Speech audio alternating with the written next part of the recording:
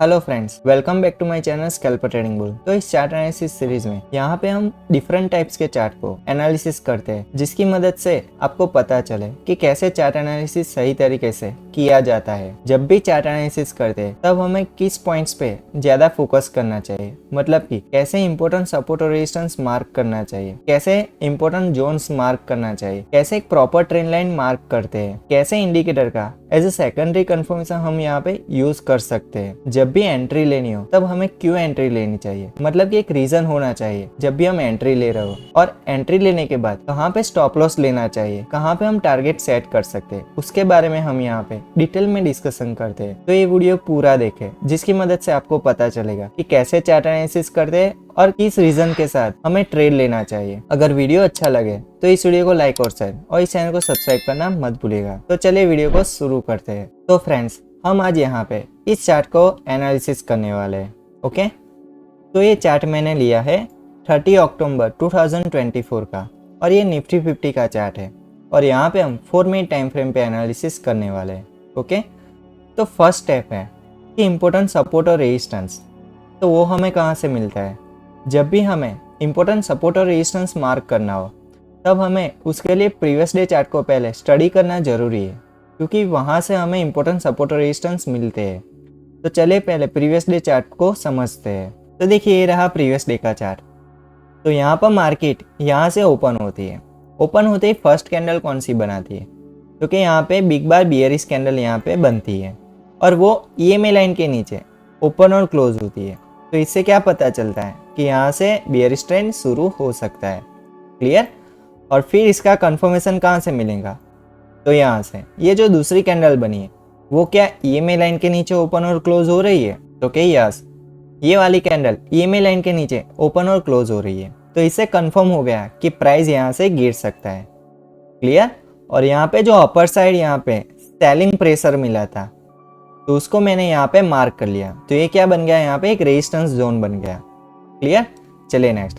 इसके बाद प्राइस यहाँ से गिरती है, और यहाँ पर एक सपोर्ट लेने के बाद प्राइस देखिए यहाँ पे EMA लाइन के ऊपर ये कैंडल क्या कर रही है, क्लोज कर रही है। तो इससे क्या पता चलता है कि यहाँ से बुलिश ट्रेंड शुरू हो सकता है।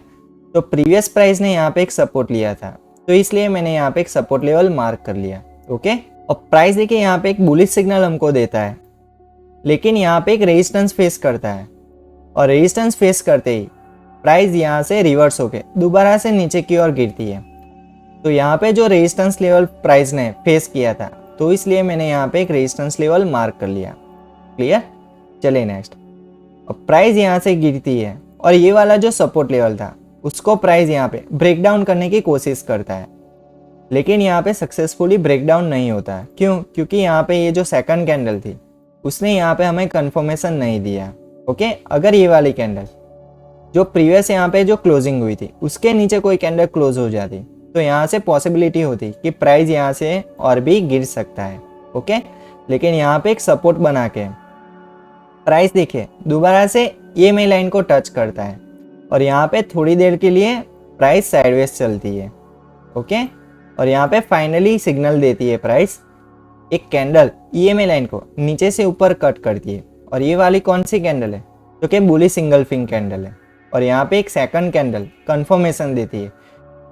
कैसे पता चला कि वो जो सेकंड कैंडल है वो EMA लाइन के ऊपर ही ओपन और क्लोज होती है। तो इससे पता चला कि यहाँ पर बुलिश ट्रेंड अब स्टार्ट हो चुका है। ओके, तो यहाँ पे जो प्राइस ने प्रीवियस सपोर्ट लिया था, तो उसी वजह से मैंने यहाँ पे एक दूसरा यहाँ पे एक सपोर्ट लेवल मार्क कर लिया। क्लियर? अब देखिए प्राइस इस वाले लेवल को क्या करता है, ब्रेकआउट करता है। तो कि ये कैंडल ब्रेकआउट करती है, और यहाँ पे ये जो दूसरी कैंडल है वो यहाँ पे हमें एक कंफर्मेशन देती है कि हाँ, यहाँ से प्राइस ब्रेकआउट हो चुका है। अगर प्राइस यहाँ से दोबारा से ही EMA लाइन को कट करके नीचे कोई दूसरी कैंडल यहाँ पे क्लोज हो जाती और यहाँ पे सपोर्ट लेती, और सपोर्ट लेने के बाद और एक कैंडल यहाँ पे ब्रेक डाउन कर जाती, तो इससे क्या पता चलता कि यहाँ से प्राइस गिर सकती थी। क्लियर? बल्कि यहाँ पर प्राइस देखिए EMA लाइन पे सपोर्ट लेती है, और EMA लाइन के सपोर्ट लेने के बाद प्राइस दोबारा से इस वाले लेवल को क्या करती है, रिटेस्ट करती है। तो ये लेवल हमने कहाँ से मार्क किया था, तो कि यहाँ से मार्क किया था। क्लियर? तो यहाँ पर प्राइस एक रेजिस्टेंस फेस करते हुए दोबारा से यहाँ पे हमें एक सिग्नल देती है कि हाँ, ईएमए लाइन को यहाँ पे इस कैंडल ने कट करके नीचे की ओर क्या किया है, क्लोज किया है। ओके, तो यहाँ पे हमें एक कंफर्मेशन कैसे मिलेगा, तो कि दूसरी कैंडल से। तो दूसरी कैंडल भी ईएमए लाइन के नीचे ही ओपन और क्लोज होती है। लेकिन यहाँ पर देखिए, प्राइस यहाँ पे बियरिश ट्रेंड हमको दिखाता है, लेकिन प्राइस यहाँ पे एक सपोर्ट लेता है और दोबारा से ये जो कैंडल थी, थर्ड कैंडल, वो ईएमए लाइन के ऊपर क्या करती है, क्लोज हो जाती है। ओके, और फिर प्राइस देखिए दोबारा से इसी लेवल पे एक दोबारा से सपोर्ट लेती है। तो यहाँ पे प्राइस 2 बार सपोर्ट लेती है, तो इसलिए मैंने यहाँ पे एक सपोर्ट लेवल मार्क कर लिया। क्लियर? चलिए नेक्स्ट। और फाइनली देखिए, ये वाली कैंडल ईएमए लाइन को कट करती है। ये क्या हुआ, यहाँ पे फर्स्ट सिग्नल हुआ कि यहाँ से बुलिश ट्रेंड शुरू हो सकता है। क्लियर? लेकिन यहाँ से कंफर्मेशन कहाँ से मिलेगा, तो कि ये दूसरी कैंडल, तो दूसरी कैंडल ईएमए लाइन के ऊपर ही ओपन और क्लोज होती है। ओके, तो इससे कंफर्मेशन मिल गया कि यहाँ से प्राइस ऊपर की ओर मूव कर सकती है। लेकिन यहाँ पर देखिए, यहाँ पे एक सेलिंग जोन है, मतलब कि यहाँ पर एक स्ट्रॉन्ग रेजिस्टेंस है। जब तक प्राइस इस रेजिस्टेंस का ब्रेकआउट नहीं करेगी, और ब्रेकआउट करने के बाद ये जो फर्स्ट कैंडल का जो क्लोजिंग प्राइस है उसके ऊपर कोई कैंडल क्लोज नहीं होती, तब तक क्या होगा कि यहाँ से कंफर्मेशन नहीं मिलेगा कि यहाँ से फेक ब्रेकआउट है या जेन्युइन ब्रेकआउट है। क्लियर? लेकिन यहाँ पे प्राइस देखिए, यहाँ पे एक जेन्युइन ब्रेकआउट देता है, और ब्रेकआउट देने के बाद प्राइस यहाँ पे दोबारा से ईएमए लाइन पे सपोर्ट लेती है। ओके, और सपोर्ट लेने के बाद दोबारा से प्राइस ऊपर की ओर क्या करती है, मूव करती है। और यहाँ पर प्राइस देखिए एक रेजिस्टेंस फेस करती है, और रेजिस्टेंस फेस करने के बाद यहाँ पर प्राइस रुक जाती है और यहाँ पे मार्केट क्लोज हो जाता है। ओके, तो प्राइस ने यहाँ पे जहाँ पे रेजिस्टेंस फेस किया था, तो उसी जगह मैंने यहाँ पे एक रेजिस्टेंस लेवल मार्क कर लिया। ओके, तो ऐसे इंपॉर्टेंट सपोर्ट और रेजिस्टेंस जोन्स मार्क करते हैं। तो चलिए करंट चार्ट पे जाते हैं और वहाँ पे हम एनालिसिस करते हैं और इन लेवल्स का कैसे यूज करते हैं वो भी डिस्कशन करते हैं। ओके, तो चलिए स्टार्ट करते हैं। तो देखिए, मार्केट यहाँ से क्या होती है, ओपन होती है, और प्रीवियस डे मार्केट यहाँ पे क्लोज हुई थी। तो इन दोनों के बीच में क्या एक डिस्टेंस है, तो उससे क्या पता चलता है कि यहाँ पे प्राइस गैप डाउन ओपनिंग हुई थी। ओके, और फिर देखिए यहाँ पे ये जो फर्स्ट कैंडल बनी है वो यहाँ पे एक स्पिनिंग टॉप कैंडल बनी है, तो उसका जो अपर और लोअर साइड है वो यहाँ पे क्या है, ज़्यादा है, और बॉटम साइड यहाँ पे एक सपोर्ट जोन भी दिख रहा है। कैसे पता चला, क्योंकि प्राइस देखिए अपर से लोअर साइड यहाँ पे एक सेलिंग प्रेशर दिखा था, तो इसलिए यहाँ पे क्या हो गया, ये एक सपोर्ट जोन बन गया। क्लियर? अब प्राइस देखिए यहाँ से दोबारा यहाँ पे ईएमए लाइन पे टच करने की कोशिश करती है, और यहाँ पर एक रेजिस्टेंस फेस करते हुए प्राइस यहाँ पे एक नया लो बनाती है। ओके, तो यहाँ पे हमें एक 2 पॉइंट्स मिले जो एक एंगल पे बन रहे हैं, जो एक क्या बन रहे हैं, एक एंगल पे बन रहे हैं। ओके, तो इन 2 लोअर लो को मैंने यहाँ पे कनेक्ट करके, तो ये ट्रेंड लाइन मैंने यहाँ पे मार्क कर ली। तो इस ट्रेंड लाइन से हमें क्या पता चलेगा कि प्राइस एक आइडियली हमें अंदाजा आएगा कि प्राइस इस एंगल पे आगे मूव कर सकती है। क्लियर? और फिर देखिए प्राइस यहाँ पे सपोर्ट लेके ईएमए लाइन को क्रॉस करती है, लेकिन ईएमए लाइन पे कोई कंफर्मेशन नहीं दे रही है, और प्राइस इस ईएमए लाइन के आसपास और इस सपोर्ट लेवल के आसपास, दोनों के आसपास क्या कर रही थी, मूव कर रही थी। तो इससे क्या पता चलता है कि यहाँ पर साइडवेज मार्केट चल रहा है। क्लियर? लेकिन यहाँ पे एक ट्रेंड लाइन पे प्राइस फ्लो भी कर रही है। कैसे पता चला? क्योंकि यहाँ पर ये ट्रेंड लाइन का ब्रेकडाउन नहीं आया, और प्राइस देखिए यहाँ पे थर्ड टाइम एक एंगल पे सपोर्ट लेता है। ओके, तो इससे क्या पता चलता है कि यहाँ पे हम ट्रेंड लाइन ट्रेडिंग कर सकते हैं। ओके, तो हम जब भी प्राइस दोबारा से ट्रेंड लाइन के पास आएगा और ईएमए लाइन पे कंफर्मेशन देगा, तो उस केस में हम यहाँ पे ट्रेंड लाइन ट्रेडिंग कर सकते हैं। तो देखिए यहाँ पे मैंने कुछ सिग्नल्स मार्क किए हैं, तो वो कैसे सिग्नल्स हैं? तो देखिए ये फर्स्ट सिग्नल है कि ईएमए लाइन को कट करते हुए ये कैंडल ईएमए लाइन के ऊपर क्या कर रही है, क्लोज कर रही है। ओके, तो यहाँ से फर्स्ट हमें सिग्नल मिल गया कि प्राइस ऊपर की ओर मूव करेगा, लेकिन इसका कंफर्मेशन, तो देखिए यहाँ पे एक दूसरी कैंडल है, वो ईएमए लाइन के ऊपर ही ओपन और क्लोज होती है। तो यहाँ से हमें कंफर्मेशन मिल गया कि प्राइस यहाँ से श्योर शॉट ऊपर की ओर मूव कर सकता है।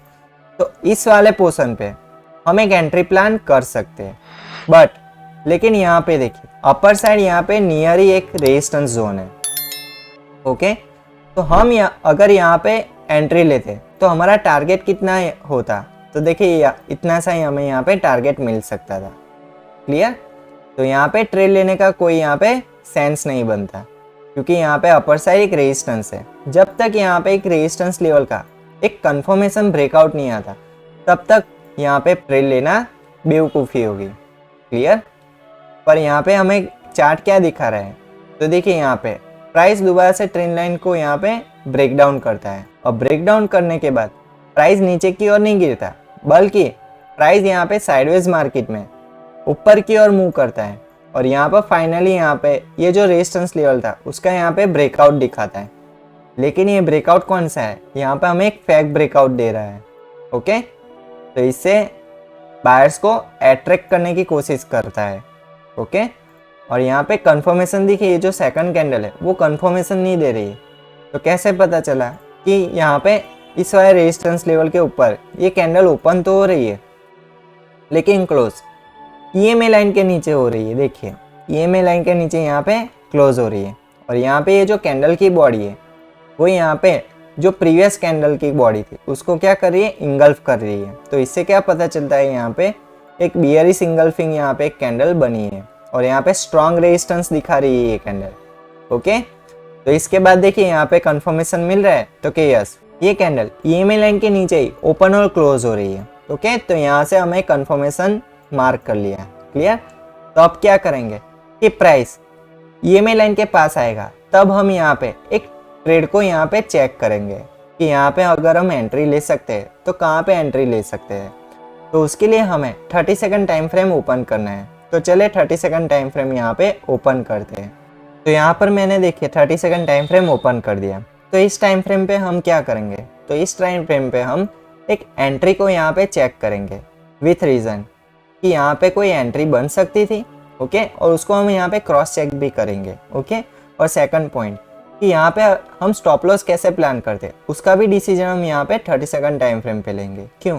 क्योंकि यहाँ पे एक एंट्री और स्टॉप लॉस उसके बीच का डिस्टेंस यहाँ पे हमें कम मिलता है, तो इससे यहाँ पे अपना जो रिस्क होता है वो यहाँ पे मिनिमाइज हो जाता है। ओके, और यहाँ पे टारगेट के लिए कौन सा टाइम फ्रेम यूज़ करेंगे, तो हम टारगेट के लिए 4 मिनट टाइम फ्रेम को यहाँ पे यूज़ करने वाले हैं। वो मैं आपको आगे बताऊँगा कैसे यूज़ करना है।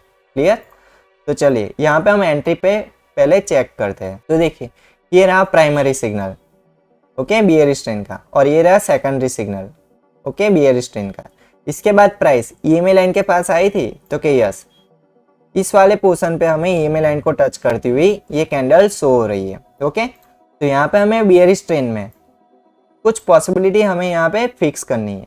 देखिए अगर हमें यहाँ पे एक शूटिंग स्टार दिख रहा है, अदरवाइज यहाँ पे कोई ग्रेवस्टोन डोजी दिख रही है, अदरवाइज कोई बियरिश पीपीएफ मॉडल, मतलब कि ये जो फर्स्ट कैंडल है, ओके, उसका लो और ये जो थर्ड कैंडल है उसके लो के नीचे यहाँ पे क्लोज हो रही है, तो इससे क्या पता चलेगा कि यहाँ से बियरिश ट्रेंड शुरू हो सकता है। तो देखिए यहाँ पे हमें कोई शूटिंग स्टार दिखा नहीं। इसके बाद देखना ये जो सेकंड सिग्नल है उसके बाद हमें चेक करना है, तो इसके बाद हमें कोई शूटिंग स्टार दिखा तो कि नहीं, यहाँ पे कोई ग्रेवस्टोन डोजी दिखी तो कि नहीं, लेकिन यहाँ पे एक बियरिश पीपीएफ मॉडल हमें दिख रहा है। देखिए ये जो फर्स्ट कैंडल है उसका लो और ये जो थर्ड कैंडल है वो फर्स्ट कैंडल के लो के नीचे क्या कर रही है, क्लोज कर रही है, तो इससे पता चलता है कि यहाँ से बियरिश ट्रेंड शुरू हो सकता है। तो इसके नेक्स्ट इस वाली कैंडल पे हम एंट्री प्लान कर सकते हैं। क्लियर? तो चलिए यहाँ पे हम रिस्क रेशियो को यहाँ पे चेक करते हैं। तो देखिए सपोज कि हम यहाँ पे एंट्री लेते तो स्टॉप लॉस कहाँ पे होता, तो स्टॉप लॉस हमारा होता ईएमए लाइन के ऊपर। ओके, तो यहाँ पे हमने एंट्री और स्टॉप लॉस के बारे में डिसाइड कर लिया कि कैसे एंट्री और स्टॉप लॉस प्लान करना था। ओके, तो अब हम समझते हैं टारगेट को। तो टारगेट को कैसे सेट कर सकते हैं, तो उसके लिए हमें जाना होगा 4 मिनट टाइम फ्रेम पे। तो जब भी बियरिश ट्रेंड में हमें टारगेट सेट करना हो तब हमें प्रीवियस सपोर्ट को यहाँ पे चेक करना है। तो नियरेस्ट प्रीवियस सपोर्ट लेवल कहाँ पे, तो कि ये रहा। ओके, तो यहाँ पर हम अपना फर्स्ट टारगेट सेट कर सकते हैं। तो देखिए अगर हम यहाँ पे अपना टारगेट सेट करते तो हमें एग्जिट कहाँ पे मिलती, तो कि इस वाली कैंडल पे यहाँ पे हमें एग्जिट मिल सकती थी। क्लियर? तो यहाँ पे अपना रिस्क रेशियो कितना बनता? तो कि देखिए यहाँ पे 21 पॉइंट का हमारा रिस्क होता और 55 पॉइंट का हमारा यहाँ पे प्रॉफिट मिल सकता है। क्लियर? तो ऐसे हम यहाँ पे सक्सेसफुली फर्स्ट ट्रेड यहाँ पे प्लान कर सकते थे। क्लियर? लेकिन यहाँ पे हमें चार्ट क्या दिखा रहा है? तो चार्ट यहाँ से हमें दिखा रहा है कि प्राइस और भी ज़्यादा नीचे गिर सकती थी, ऐसी यहाँ पे पॉसिबिलिटी थी। तो उसका कंफर्मेशन कहाँ से मिलेगा?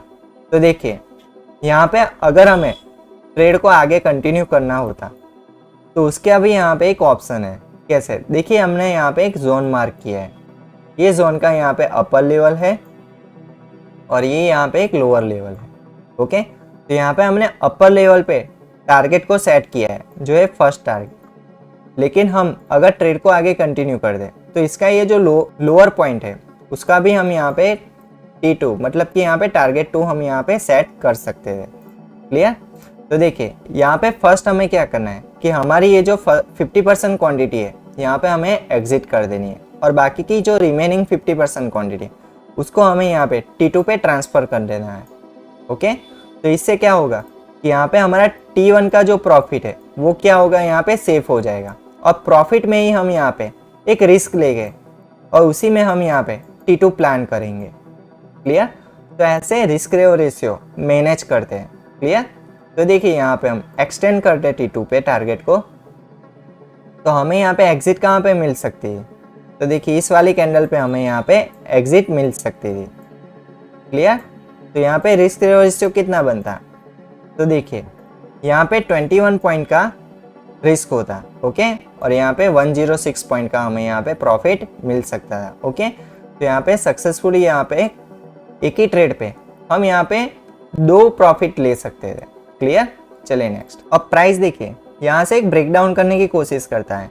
ये जो कैंडल है वो इस वाले लेवल के नीचे क्लोज हो रही है, लेकिन इसका कंफर्मेशन तो क्या देखिए ये जो सेकंड कैंडल है वो इसके फर्स्ट कैंडल के क्लोजिंग के नीचे यहाँ पे क्लोज नहीं हो रही है। तो इससे क्या पता चलता है कि यहाँ पर फेक ब्रेकडाउन है। क्लियर? चलिए नेक्स्ट। और यहाँ पे प्राइस देखिए एक रिवर्स हो जाती है और यहाँ से प्राइस दोबारा से ईएमए लाइन को टच करने की कोशिश करती है और यहाँ पर प्राइस एक साइडवेज की तरह यहाँ पे मूव करती है और इसी जोन के आसपास ये जो हमने जोन मार्क किया था उसी जोन के अंदर प्राइस मूव करती है और यहाँ पे मार्केट क्लोज हो जाता है। तो फ्रेंड्स आज के इस चार्ट एनालिसिस एपिसोड में हमने डिस्कशन किया कि कैसे इंपॉर्टेंट सपोर्ट और रेजिस्टेंस जोन्स मार्क करते हैं, कैसे हम एक प्रॉपर ट्रेंड लाइन मार्क कर सकते हैं, कैसे इंडिकेटर का एज ए सेकेंडरी कंफर्मेशन हम यहाँ पे यूज़ करते हैं वो भी हमने यहाँ पे जाना, कैसे अप ट्रेंड, डाउन ट्रेंड और साइडवेज ट्रेंड को कंफर्म करना चाहिए उसके बारे में भी हमने यहाँ पे डिस्कशन किया। एक ट्रेड जब भी हम लेते हैं तब हमें क्यों ट्रेड लेना चाहिए उसके बारे में भी हमने यहाँ पे रीज़न के साथ डिस्कशन किया और ट्रेड लेने के बाद हम कैसे स्टॉप लॉस को डिसाइड करें, कैसे टारगेट को सेट करना चाहिए वो भी हमने जाना और हमें रिस्क और रिवर रेशियो कैसे मैनेज करना चाहिए वो भी हमने यहाँ पे डिटेल में डिस्कशन किया। तो वीडियो अच्छा लगा हो तो इस वीडियो को लाइक और शेयर और इस चैनल को सब्सक्राइब करना मत भूलिएगा। तो मिलते हैं अगले वीडियो में। Good bye.